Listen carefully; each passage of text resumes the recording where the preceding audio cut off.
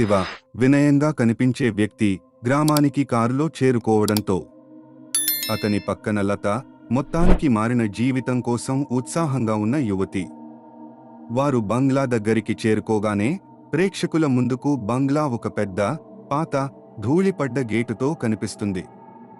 కిటికీలు విరిగిపోయి బయట గడ్డి చెట్లు పెరిగి ఉన్నాయి. పక్షుల శబ్దాలు, దూరంగా ఉండే గ్రామస్తులు బంగ్లా వైపు భయంతో చూసే హావభావాలు 3 నిమిషాల పాటు వాతావరణాన్ని నెలకొల్పుతాయి.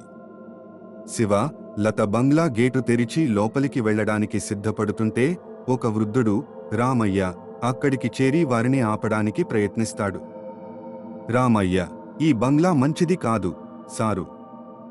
ఇక్కడ ఉండటమంటే మీ ప్రాణాలతో ఆటలాడుకోవడం. పాత క్షుద్రశక్తుల మాట వినకండి. శివ రామయ్యను నిర్లక్ష్యం చేస్తూ బంగ్లాలోకి అడుగుపెడతాడు.